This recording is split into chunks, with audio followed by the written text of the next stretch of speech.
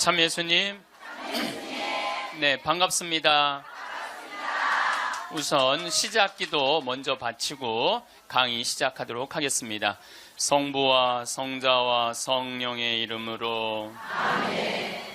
나의 형제 여러분, 영광스러우신 우리 주 예수 그리스도를 믿으면서 사람을 차별해서는 안 됩니다. 가령 여러분의 모임에 금가락지를 끼고 화려한 옷을 입은 사람들이 들어오고 또 누추한 옷을 입은 가난한 사람이 들어온다고 합시다. 여러분이 화려한 옷을 걸친 사람을 쳐다보고서는 선생님은 여기 좋은 자리에 앉으십시오 하고, 가난한 사람에게는 당신은 저기 서 있으시오 하거나 내 발판 밑에 앉으시오 한다면 여러분은 서로 차별하는 것이 아니겠습니까? 또 악한 생각을 가진 심판자가 된 것이 아니겠습니까? 나의 사랑하는 형제 여러분, 들으십시오. 하느님께서는 세상의 가난한 사람들을 골라 믿음의 부자가 되게 하시고 당신을 사랑하는 이들에게 약속하신 나라의 상속자가 되게 하지 않으셨습니까? 그런데 여러분은 가난한 사람을 업신 여겼습니다. 여러분을 억누르는 사람들이 바로 부자가 아닙니까? 여러분을 법정으로 끌고 가는 자들도 그들이 아닙니까? 여러분이 받드는 그 존귀한 이름을 모독하는 자들도 그들이 아닙니까? 영광이 성부와 성자와 성령께 성부와 성자와 성령의 이름으로 아멘. 우리말에 이런 말이 있습니다. 사람 위에 사람 없고 사람 밑에 사람 없다. 언제 우리가 이런 말 쓰죠? 내가 사람 취급 못 받을 때.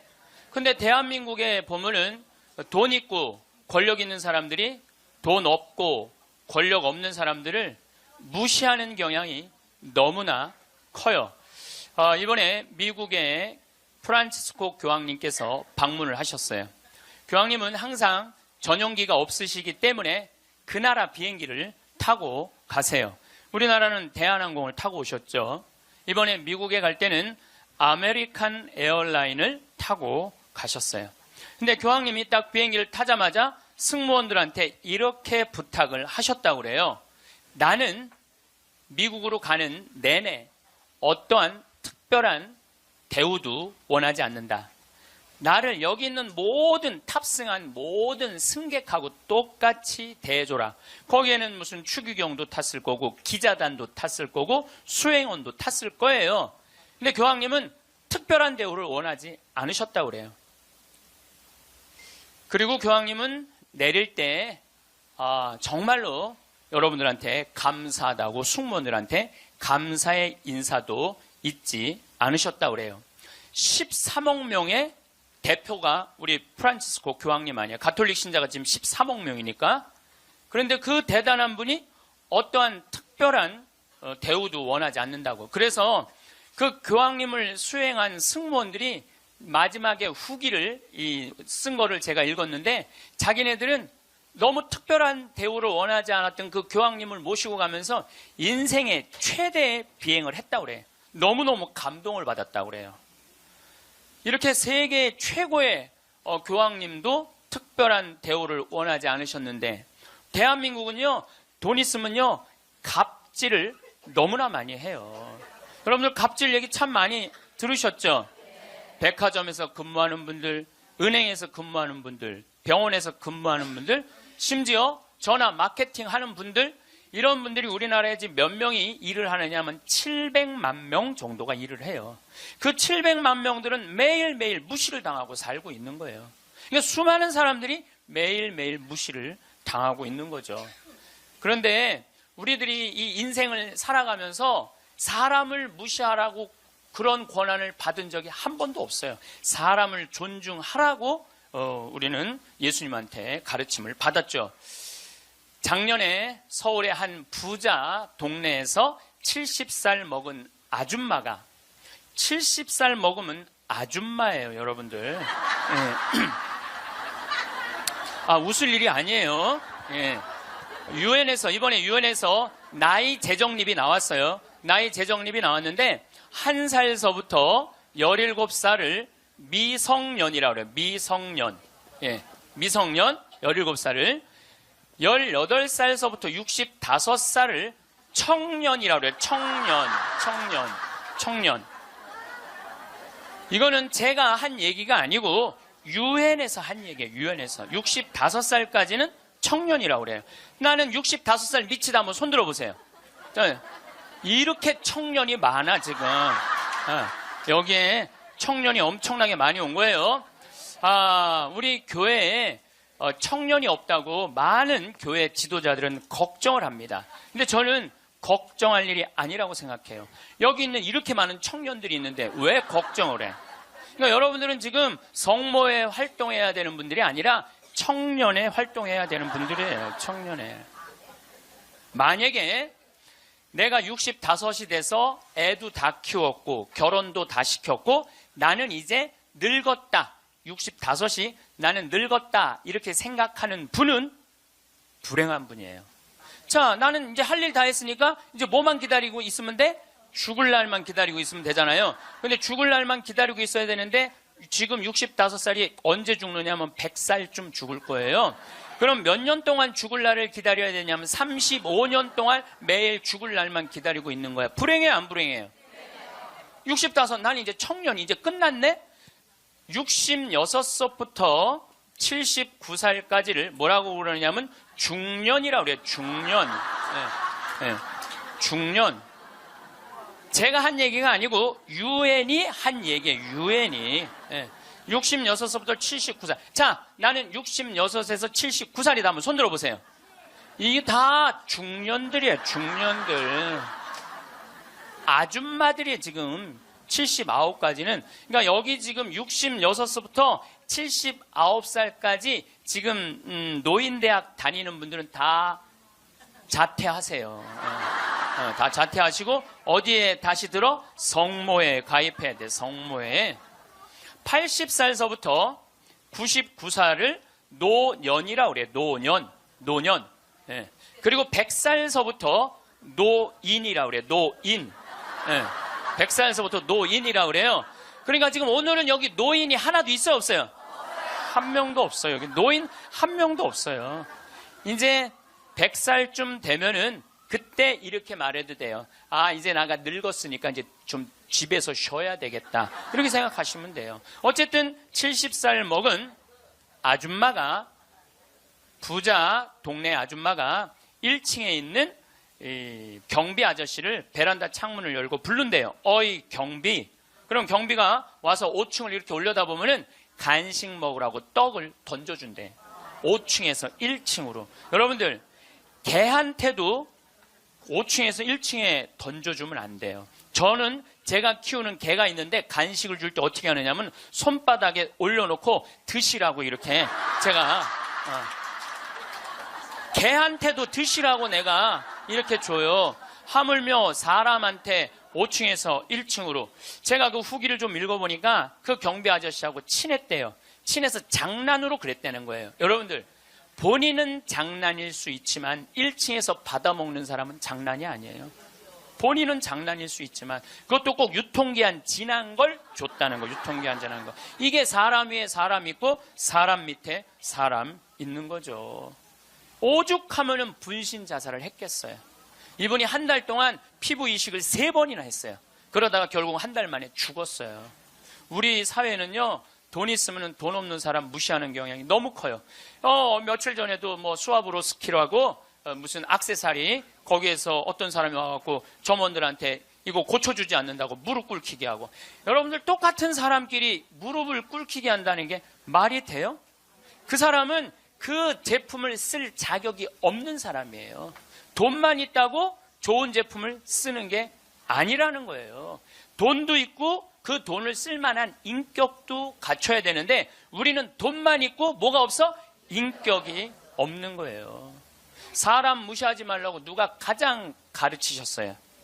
예수님이에요. 예수님은 마태복음 25장에 이렇게 말씀하세요. 양떼, 염소떼 나눠놓고 양떼들한테 이렇게 말씀하세요. 너희는 하늘나라를 차지해라.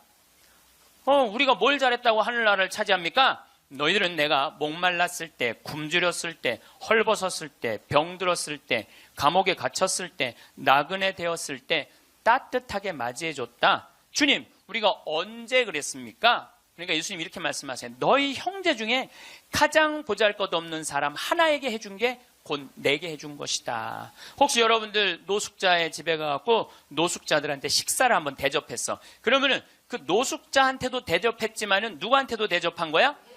그렇죠.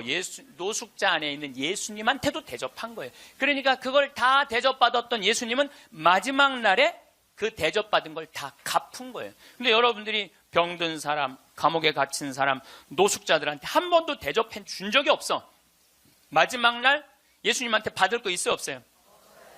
없어요. 지금 어려운 이웃한테 잘 베풀어 준 사람은 나중에 가서 예수님한테 따질 수 있어. 내놓으라고. 내가 해준 거. 해준 거 내놓으라고 따질 수 있어요. 예수님 마태복음 25장에 말씀하셨기 때문에. 근데 왼편에 있는 사람한테는 예수님이 이렇게 말씀하세요.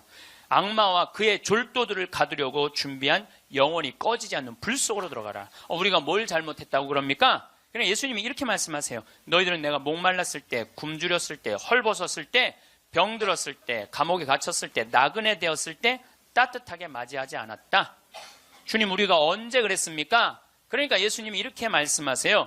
너희 중에 가장 보잘것없는 사람 하나에게 해주지 않은 것이 곧 내게 해주지 않은 것이다. 자, 여기 계신 여러분 모두 안에 지금 예수님 계세요, 안 계세요? 계세요. 여러분들 무시당하면 돼요, 안 돼요? 안 돼요. 여러분들이 잘나서 무시당하면 안 되는 게 아니라 여러분들 안에 계신 예수님 때문에 무시당하면 안 돼요. 자기 자존심을 지키는 거는 여러분들은 예수님이 거하는 성전이기 때문에 여러분들 자존심을 지켜야 돼요. 저는 이번에 아주 굉장히 슬펐다가 너무너무 멋있는 사장님을 하나 만났어요. 도시락 업체, 그것도 미국에서 와서 우리나라에서 사업을 하는 도시락 업체 사장님인데, 우리도 고객을 존중해야 되지만 고객도 우리를 존중해 주지 않으면 내쫓겠다 이거예요. 그 선언서를 제가 읽어드릴게요. 제목이 참 재미나요. 공정 서비스 권리 안내. 우리 직원이 고객에게 무례한 행동을 했다면 직원을 내보내겠습니다. 그러나 우리 직원에게 무례한 행동을 하시면 고객을 내보내겠습니다. 참 멋있죠? 우리 부관장 신부님이 로마 유학 갔다 오신 분이에요. 그런데 저녁에 맥주집에 이제 뭐 신학생 때 갔으니까 맥주 막 먹을 때잖아요. 맥주를 먹으니까 떨어지면 뭐라 그래? 웨이터, 웨이터 계속 불렀대요. 그랬더니 사장이 딱 오더니 나가라고 그러더래요. 그럼 왜 나가냐고 그러니까 왜 우리 직원을 종부리듯 부리느냐고. 술 떨어진 거 알면 우리가 찾아가고 필요한 거 있느냐고 물어볼 텐데 왜 내 직원을 종부리듯 부리느냐고. 이렇게 종부리듯 부리는 당신은 여기서 맥주 먹을 자격 없다고 나가라고. 근데 이게요, 유럽도 그러고 미국도 그래요. 미국도 가면은요, 아줌마 못 불러요. 올 때까지 기다려야 돼. 근데 우리는 내가 돈 주고 부린다고 식당에 가서 어떻게 해? 아줌마 왜 안 갔다 와? 안 갖고 와? 이게 종부리듯 부리는 거예요. 이 뒷말이 더 멋있어요. 상품과 대가는 동등한 교환입니다.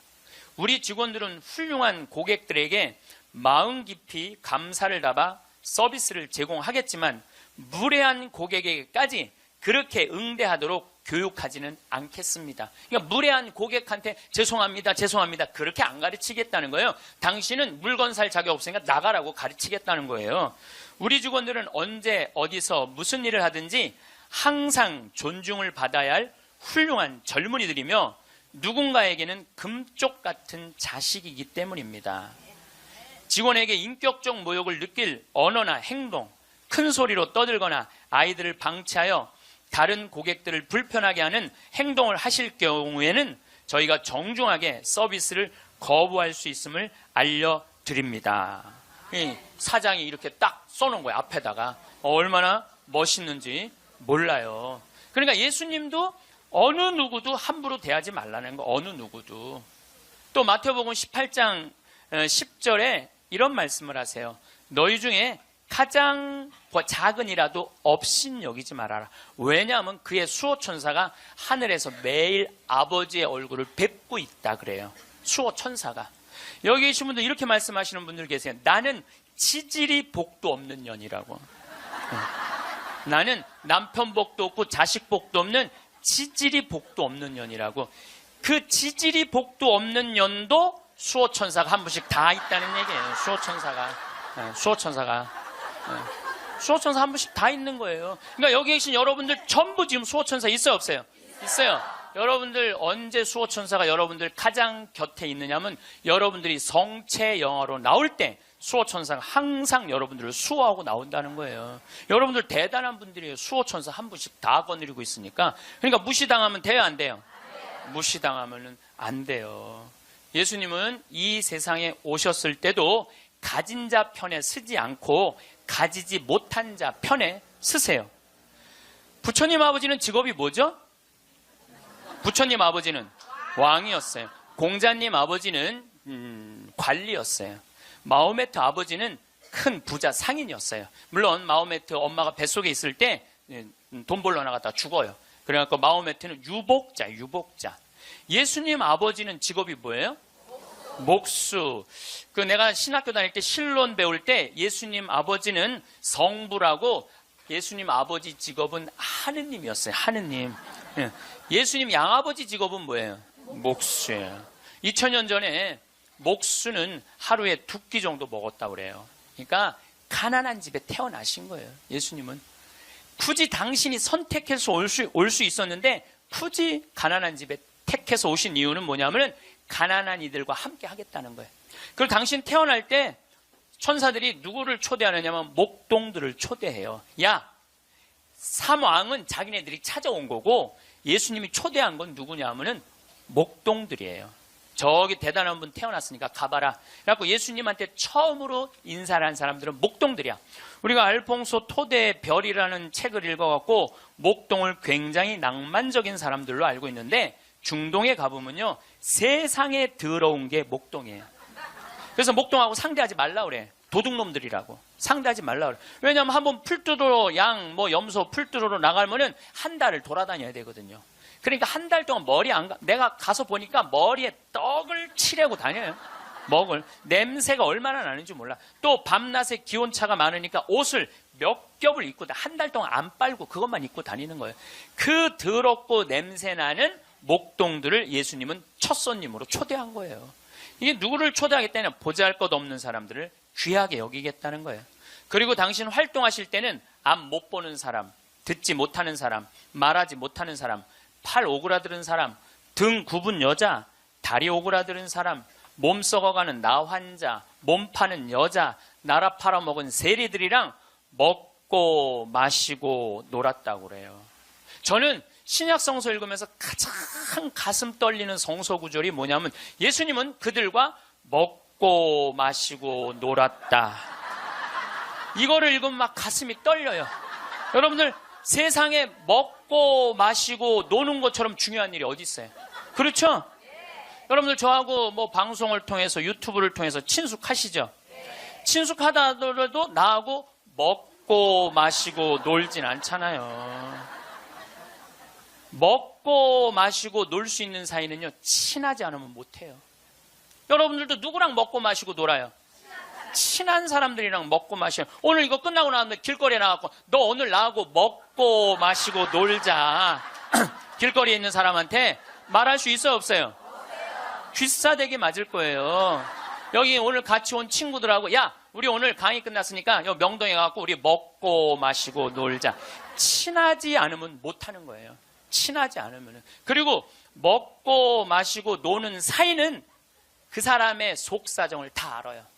그 사람이 뭘 힘들어하는지, 그 사람의 고민이 뭔지 먹고 마시고 놀지 않으면 모르는 거예요. 본당 신부도 마찬가지예요. 본당 신부할 때 5년 동안 사목을 했는데 교우들하고 한 번도 먹고 마시고 놀지 않았어. 그러면 여러분들은 본당 신부하고 추억이 있을까요, 없을까요? 없어요. 이게 웃을 일이 아니에요. 루카복음 7장 8절에 예수님은 먹보요 술꾼이라고 그래요. 먹보요 술꾼이라. 저도 본당 신부할 때 사목을 하는 기본이 뭐냐면 먹고 마시고 노는 거였어요. 사목의 기본이 먹고 마시고 노는 거였어요. 장례가 나잖아요. 그럼 저는 반드시 초상집에 갔어요. 초상집에 가갖고 장례 전날 가갖고 소주 한 병 내오라고 그래요. 그럼 상주 전부 다 오라고 그래요. 상주들하고 소주 한 잔씩 하면서 먹고 마시면서 어머니가 어떻게 살았는지, 아버지가 어떤 병으로 돌아갔는지 얘기를 다 들어요. 그리고 1시간을 그렇게 소주 한 병을 먹으면서 이야기를 하고 다음날 강론할 준비할 필요가 없어. 강론. 왜냐하면 강론 때 이 엄마가 어떻게 살았고 가족은 어떻게 하고 다 얘기할 수 있는 거예요. 먹고 마시고 놀고 왔기 때문에 공감이 되는 강론을 할 수 있는 거예요. 근데 만약에 초상이 났는데 내가 그 집에 한 번도 간 적이 없어. 그냥 장례만 딱 왔어. 그 강론은요, 그 고인들하고 남아있는 유족들하고 아무 공감대가 없는 강론을 할 수밖에 없어요. 예수님이 우리가 신약 성서를 읽을 때 너무너무 착착 쉽게 와닿죠. 왜 우리가 쉽게 알아들을 수 있는지 아세요? 예수님이 우리랑 먹고 마시고 놀았기 때문이에요. 이게 얼마나 가슴 설레는 성서구절인지 몰라요. 어떤 가르침보다 위대한 말이 뭐냐면 예수님은 그들과 먹고 마시고 놀았다예요. 저도 87년도에 시각장애자들하고 1년 동안 여기 상계동에서 먹고 마시고 놀아봐서 87년도에 내가 그분들하고 1년 동안 살면서 물어봤어요. 여러분들은 살면서 뭐가 가장 힘드냐고. 그랬더니 그분들이 하는 얘기가 가장 힘든 게 뭐냐면 내 몸으로 난 자식 얼굴을 모르는 거래요. 내 몸으로 난 자식 얼굴을 모르는 거예요.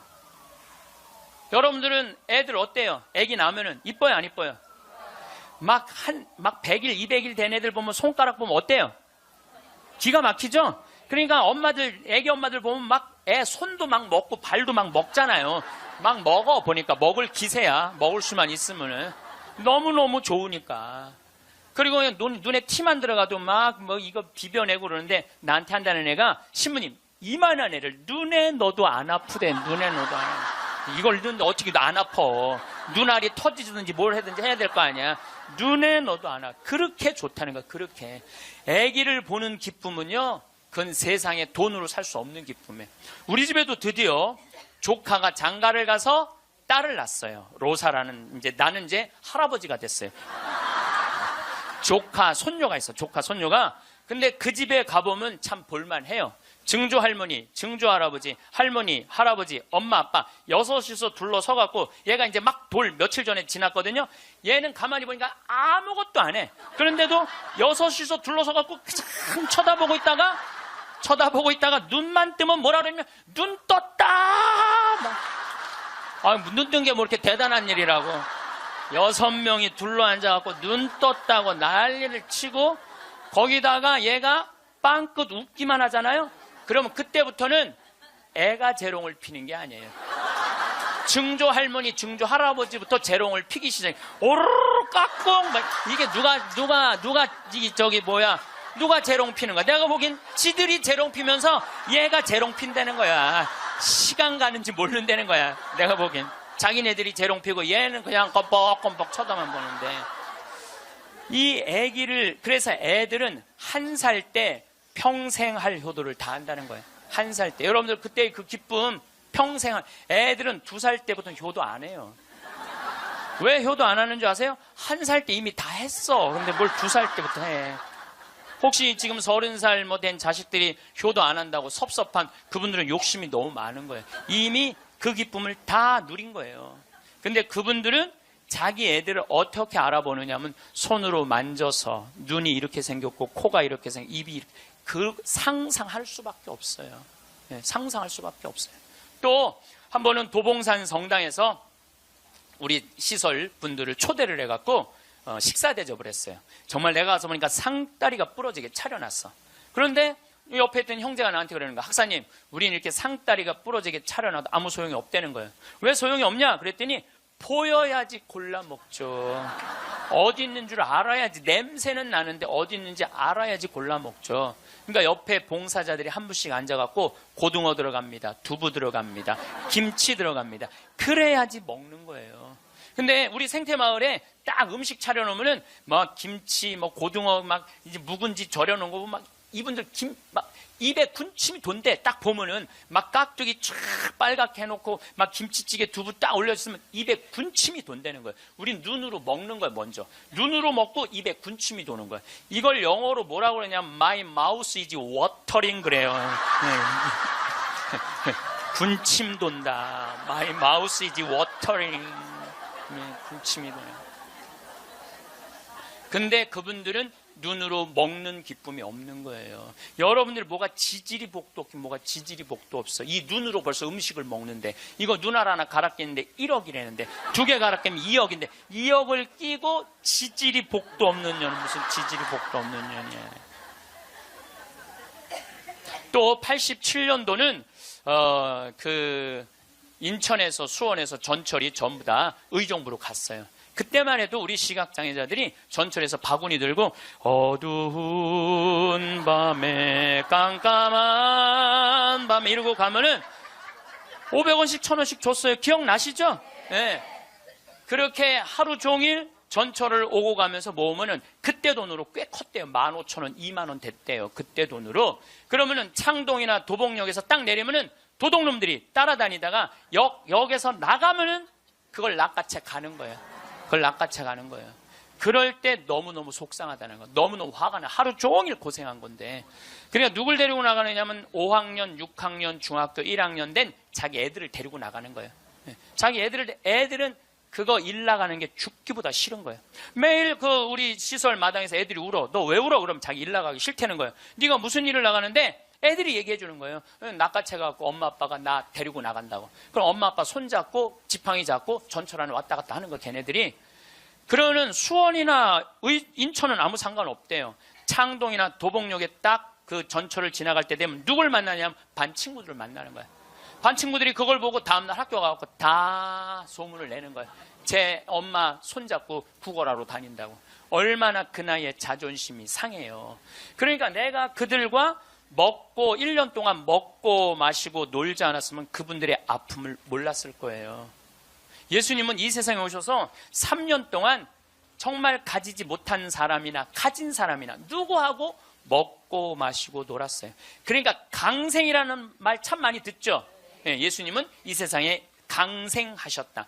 그냥 몸만 오신 게 아니에요. 삶 자체로 이 세상에 들어오신 거예요. 그래서 우리랑 먹고 마시고 놀면서 우리가 고민하는 게 뭔지, 우리가 힘들어하는 게 뭔지 너무너무 잘 아셨어요. 그래서 예수님은 특별히 아픈 사람들, 병든 사람들 고쳐주는 거 주저하지 않으셨어요. 다 고쳐주셨어요.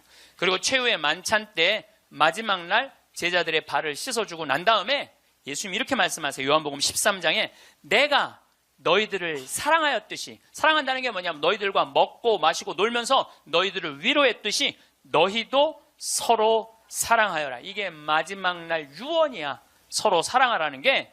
그런데 지금 한국에는 크리스찬이 2천만이 있어요. 개신교 1,500만, 가톨릭 500만. 크리스찬이라는 건 뭐냐면 그리스도처럼 살겠다는 거예요. 여기 계신 여러분들 전부 왜 세례받았냐면 그리스도처럼 살라고 세례받은 거야.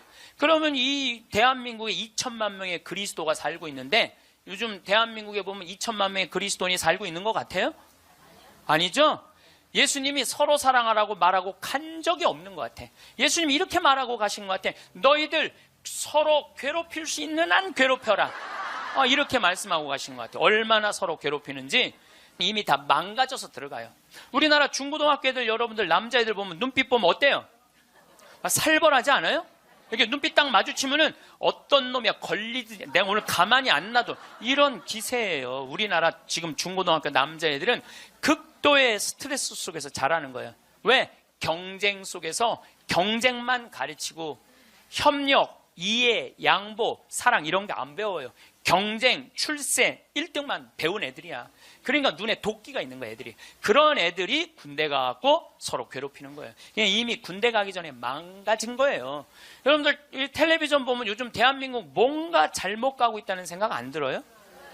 뭔가 우리 지금 잘 가고 있어요? 잘 못 가고 있어요. 대한민국 건국이념은 뭐예요?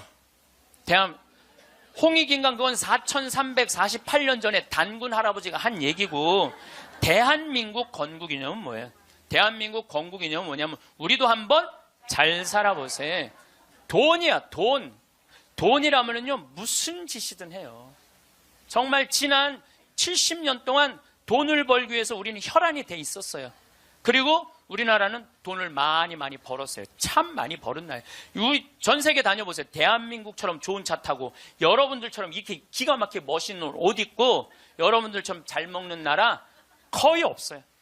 전 세계에서 10위 안에 들어요. 10위 안에 들어요. 참 잘 먹고 잘 살아요. 근데 무슨 영국의 옥스퍼드 대학 나오고 우리나라 기자가 이런 말을 했어요. 기적을 이룬 나라, 기적을 이룬 나라, 기쁨을 잃은 나라. 기적은 이루었는데 너무너무 잘 살긴 하는데 기쁨이 없는 나라야. 전부 다 여기다 헬 조선이야. 지옥 조선이 지옥 조선. 우리나라를 지금 그렇게 표현하거든요. 그리고 애들이 흙수저 물고 태어났다고. 누구는 금수저 물고 태어났는데 누구는 흙수저 물고 태어났다고. 내가 보기엔 너무 잘 사는데 이런 표현들이 있는 거예요. 이거는요, 돈보다 더 높은 가치가 있거든요. 이제 대한민국이 추구해야 되는 건 뭐냐면 돈보다 더 높은 가치를 추구해야 될 때예요. 이제는. 근데 아직도 돈이야. 아직도 돈. 아직도 경제 그래요. 정의, 인권, 자유, 생태계, 자연, 이 높은 가치들이 있는데 우리는 아직도 경제예요. 돈 때문에. 핀란드라는 나라는 건국이념이 뭐냐면 나눔이야, 나눔. 이 나라는 러시아의 100년 지배를 받아요. 100년 지배를 받으면서 독립을 해요. 국민들이 모여갖고 우리 진짜 잃었던 나라를 찾았으니까 이 나라를 어떻게 건설해 나갈 것이냐? 국민들이 그래요. 콩알 한쪽이라도 나눠 먹자. 그래서 이 나라는요, 가난했을 때부터 나누기 시작하고 지금까지도 잘 나눠요. 지금까지도. 지금 국민소득 6만 달러예요. 이 나라는 초등학교, 중고등학교 전액 무상교육이에요. 근데 더 놀라운 건 대학생들도 전부 공짜로 대학 다 다녀요. 그리고 기숙사도 다 공짜야. 시골에서 헬싱키로 공부하러 올라왔어. 그러면은 기숙사비 다 국가에서 다 대줘요. 근데 더 놀라운 건 대학생들이 돈이 없어갖고 아르바이트 할까봐, 책 사볼 돈이 없어서 아르바이트 할까봐 아르바이트 하지 마라, 공부해. 그러면서 책값 하라고 모든 대학생들한테 한 달에 43만 원씩 용돈을 줘요. 모든 학비도 안 되는데 용돈도 줘. 이 나라는 석박사까지 공짜예요. 프로그램 참여하면 석박사까지 다 공짜야. 그러려면 뭘 많이 내야 돼? 세금을 많이 내야 되잖아요. 이 나라는 한 700만 원 정도 월급 받는 사람들이 세금을 얼마를 내냐면 320만 원 정도 내요. 이 정도 내야지 대학생들한테 용돈까지 주죠. 자, 이제 대한민국도 애들이 등록금 못 내갖고 지옥이라고 그러잖아요. 그러니까 이제 어른들, 애들, 대학생들 등록금 공짜로 해주기 위해서 700만 원 버는 사람들 320만 원 돈 내십시오. 낼 것 같아, 안 낼 것 같아요? 여기다가 빨간 띠 두르고 결사 반대. 누가 대한민국이 정이 많은 나라래? 저는요, 대한민국 정 많은 나라라는 거에 동의할 수 없어요. 왜냐하면 정이 많은 나라가 해외 입양 1위를 해요. 우리나라가 해외 입양 1위예요. 제가 지난 여름에 유타라는 곳에 강의를 다녀왔는데 거기 가보니까요, 몰몬 교도가 많은 데예요. 저녁에 식당에 갔는데 엄마 아빠는 백이냐? 근데 애들은 누가 봐도 우리나라 애들이에요. 그 한 식당에 세 쌍의 자녀들이, 그러니까 세 부부 쌍의 자녀들이 우리나라 애들이야. 나는 대한민국의 어른으로서 걔네들한테 너무너무 미안하더라고요. 전 세계에서 해외 입양 1위가 대한민국이에요. 2위가 어딘 줄 아세요? 필리핀이에요. 3위가 우간다, 4위가 인도, 5위가 우즈베키스탄이에요. 그 나라들에 비하면 우리나라는요, 2배, 3배 잘 사는 나라예요. 2배, 3배 잘 사는 나라에서 해외 입양 1위를 하고 있는데 정이 많은 나라예요? 정이 많은 나라 아니에요.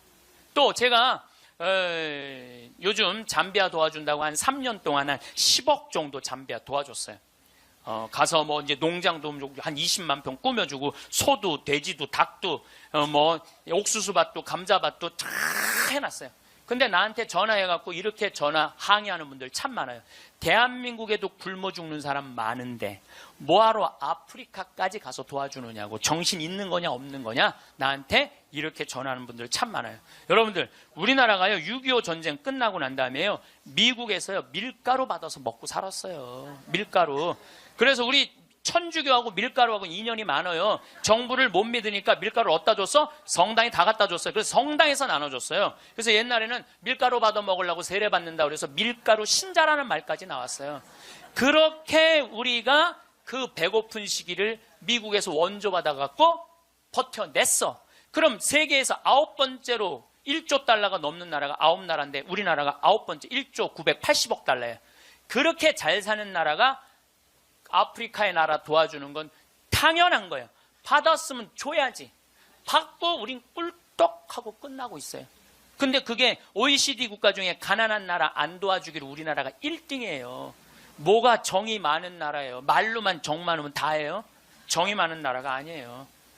내가 지지난주에 동창 모임에 사회복지시설 운영하는 신부님을 만났어요. 기가 막힌 얘기를 들었어요. 어떤 얘기를 들었느냐면은 서울의 한 시내 한복판에 지적장애자들 작업장을 학교에 중학교에 만들려는데 주민이 반대하는 거예요. 그랬대요. 우리 동네 쓰레기 처리장은 들어와도 지적장애자 작업장은 못 들어온다. 참, 아니 걔네들 얼마나 이 삶에 목말라 하는 애들인데 걔네들을 우리 동네에서 받아들였고 우리 동네에서 보호를 해줘야지. 심지어 어떤 주민은 이렇게 말했다고 그래요. 우리 동네 핵시설은 들어와도 지적장애자 시설은 못 들어온다. 이게 우리가요 철저하게 이기적인 거예요. 님비라고 그래. 님비. 요즘 우리 평창에는 동계올림픽 때문에 도로가 뻥뻥 나요. 근데 우리 생태마을 바로 옆에 도로가 나요. 근데 거기를 터널을 뚫어요. 강의 중에 다이나믹 터질 때 막 건물이 울려요. 그래서 사람들이 와서 나한테 그래요. 신부님 저렇게 바로 터널을 뚫는데 반대 안 하시느냐고. 내가 이렇게 말해요. 저거 반대하려면 5년 정도 걸려. 매일 도로에 들어놓아야 돼. 나는 내 인생 매일 도로에 들어놓기 내 인생이 너무 아까워. 그리고 일하는 우리 옆으로 지나가는 거 일하는 마을로 지나가는 거예요. 그럼 내가 반대한다고 칩시다. 그럼 이하는 누구한테로 지나가는 거야? 마을로 지나가는 거예요. 그럼 우리 내 옆길은 안 되고 옆에 마을은 괜찮고. 이게 이기적인 거예요. 이기적인 거. 누가 우리 부로 정이 많은 나라라고 그래요. 1970년대 우리 이 구로공단에서 동대문에서 노동자들이 이제 돈 많이 벌으니까 우리 좀 나눠주라. 그러니까 정부에서 어떻게 이 국가가 지금 잘 살아야 된다. 그래갖고 잡아 죽이고 고문하고 그랬어요. 그러면서 나중에 잘 살게 되면 그때서 너희들한테 잘해줘. 나중에 잘해줘요. 나중에 잘해주겠다고. 그래서 대기업 중심으로 정책을 폈어요. 그런데 지금 2015년 대한민국 잘 살아요? 못 살아요? 잘 살아요. 외환보유가 세계 6위예요. 3,600억 달러.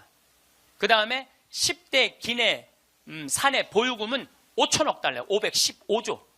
근데 지금 나눠요, 안 나눠요? 안 나누잖아요. 우리나라가 지금 1시간 노동임금이 5,580원이에요. 이거 노동자들이 10,000원으로 해달라고 그랬어요. 근데 올해 6,030원 했어요. 6,030원. 내년에 1시간이 6,030원이에요. 그러면 우리나라하고 비슷한, 경제 규모가 비슷한 이탈리아는 얼마예요? 10,000원이에요, 10,000원. 이탈리아, 스페인 10,000원이에요. 우리보다 조금 잘 사는 프랑스는 12,000원. 독일은 13,000원. 미국은 2020년에 모든 노동자들한테 1시간에 17,000원 주기로 국회에서 결의를 했어요. 근데 우리는 이 민중을 무시하는 거예요. 니네들은 무시당해도 돼. 니네들은 돈, 이게 5,580원이면요. 한 달 22일 일하면 얼마 버는 줄 알아요? 98만 원 받는 거예요. 98만 원. 그거 갖고 먹고 살라는 거예요. 기업에는 515조나 있으면서 안 내놓는 거예요. 세금으로. 세금으로 안 내놓는 거예요. 그냥 가지고 있는 사람만 더 부자가 되는 거예요. 가지고. 얼마 전에 우리 삼성이 아시아 최고의 부자 가문이 됐대요. 저는 그걸 읽으면서 너무너무 창피했어요.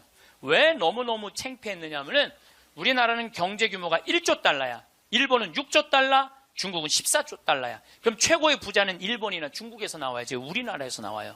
이 얘기는 뭐냐면 삼성이 회사 운영을 잘하기도 했지만 중소기업, 하청업체들한테 1,000원 주고 500원 주고 그 나머지 500원 갖고 세계 아시아 1위 된 거예요. 다 같이 잘 살아야지 잘 사는 거지 한 기업만 잘 산다고 잘 사는 게 아니에요. 그리스가 왜 망했어요?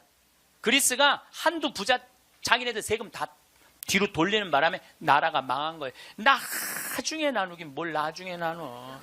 노동자들이 잘 살아야지 국가가 잘 사는 거예요. 호주만 해도 광부들이 연봉이 얼마냐면 1억 2천이에요. 광부들이. 내가 지금 호주에 나오고 같이 봉사활동 다니는 치과의사, 우리 요한 바오로 치과의사가 있는데 어저께 나한테 한 얘기예요. 신부님, 호주에는 배관공, 전기공, 목수가 저보다 돈 더 많이 벌어요. 아주 능력 있는 치과의사인데 돈 더 많이 번다는 거예요. 그러니까 노동자가 잘 사는 나라가 행복한 나라예요. 예. 나중에 나눠주긴 언제 나눠줘. 나중에는 다 굶어 죽고 난 다음에 나눠줘요. 나누려면 언제 나눠야 돼? 지금 나눠야 돼. 지금. 내가 성당 질 때도 부자들한테 신축 헌금 좀 하시죠. 그럼 신부님 나중에 땅 팔리면 할게요. 나중에 땅 팔리면 할게요. 이런 분들은요 절대 안 해요. 착한 일도 많은 사람들, 신부님 내가 나중에 돈 벌면 할게요. 이런 사람들은 착한 일 안 하겠다는 사람들이에요. 지금 하지 않으면 나중에는 못 하는 거예요. 나중에는. 지금 해야 돼. 하려면 지금 해야 돼요. 마침 기도 벌써 시간이 45분이나 됐어요. 마침 기도 제가 신약 성서의 예수님은요 서로 사랑하라는 말보다는 남을 무시하지 말라는 말을 훨씬 많이 하셨어요. 남을 무시하지 말라는 말을. 이 사람을 무시하지 말고 어린아이를 무시하지 말고 가난한 사람을 무시하지 말고 이 이야기를 훨씬 많이 하셨어요. 그러니까 사람을 귀하게 여기라는 얘기예요. 지금 제가 마침 기도로 읽는 이 성서 구절도 제가 강의 때 했던 마태복음 18장 10절 말씀입니다. 성부와 성자와 성령의 이름으로 아멘. 작은 이들을 업신여기지 마라. 너희는 이 작은 이들 가운데 하나라도 업신여기지 않도록 주의하여라. 내가 너희에게 말한다. 하늘에서 그들의 천사들이 하늘에 계신 내 아버지의 얼굴을 늘 보고 있다. 사랑 많으신 하느님 아버지, 당신은 아들 예수님을 이 세상에 보내셔서 우리와 함께 먹고 마시고 놀면서 우리들이 이 세상살이 하면서 힘들어하는 것을 위로해 주시기 위하여 당신 아들을 파견하셨나이다. 그 거룩한 예수 성심을 닮아 우리들도 생활 안에서 만나는 우리 주위 사람들 무시하지 않고 그들을 존중하고 그들 안에 있는 예수님의 모습을 찾아내어 그들을 존중할 수 있는 그러한 지혜 허락하소서. 영광이 성부와 성자와 성령께 성부와 성자와 성령의 이름으로 아멘. 네, 감사합니다.